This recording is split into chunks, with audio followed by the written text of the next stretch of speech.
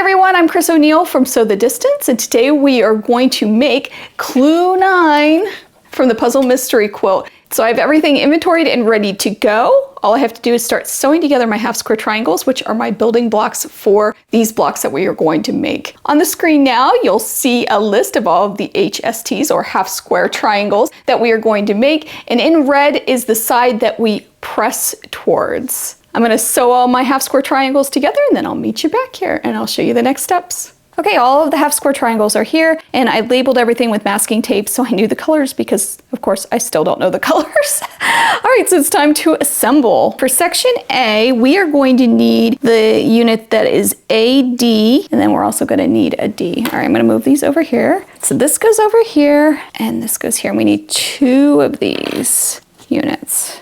So I'm going to put 2 aside. And those are going to get sewn just like that.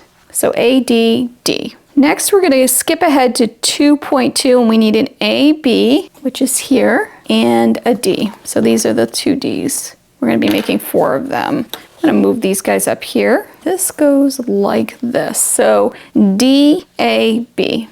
And we make 2.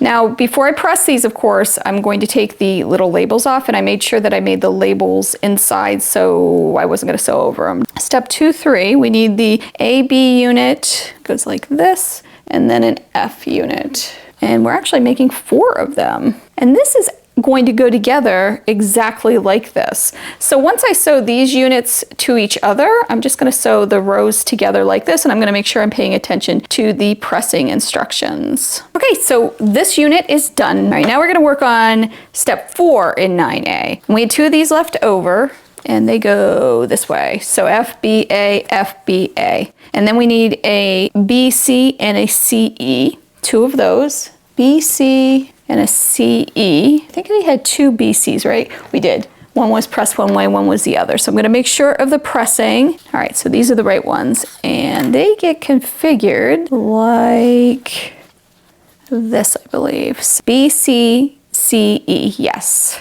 Just like that. I'm going to scooch these down. And we also need Fs here.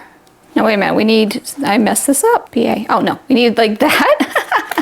These go here, and I need a BC, 2 of them. There we go.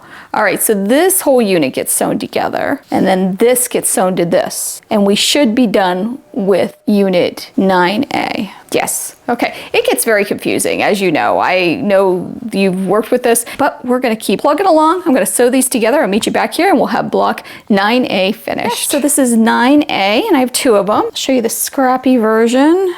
Let's see, like that, and like that. So you can see them next to each other here, sort of, if I can get them in the frame. I think this one's super duper muddy. It's tough to see these, but I, again, am gonna trust the process. All right, so now we're going to be working on section 9B. I have it here. This is all it is, and this is the scrappy version. Let me grab my design board, and we are going to start building this. So we needed 2 AEs, which are right here. And it goes like this, and like that. And then we have an A unit in between, just like that. Okay, and we're making 2 of these. So I'll set that up.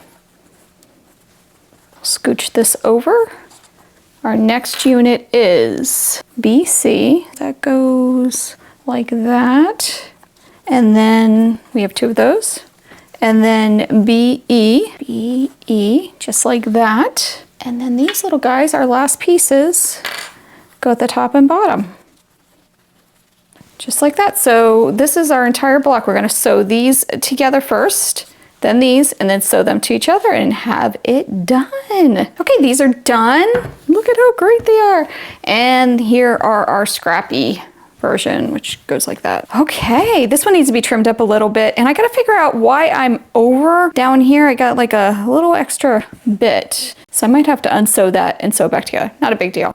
And square these up, and that's it. All right, so that's it for the clues, I think, because Clue 10, at least my packet, looks like it's borders and maybe some sashing or something, or some setting stuff. So here are all the clues, and I have them bundled up. You can see I just put the clue number on top because I'm not sure how it all goes together. Let me know in the comments how they do that, because I do notice there's some duplicate blocks that we made in different months and they're the same layout. I'm curious about that. Anyway, it should be interesting. And then here's the scrappy version. I have the whole bundle here, and again, I numbered them so we can put that together. I'm excited to see how this turns out, especially because if I were gonna do it in a scrappy version again, I would have really mixed up the scrappiness because I kept the same palette for the clues. But we'll see how it turns out. Maybe I'll be happy with it. We'll see. I'm excited to see what next month brings.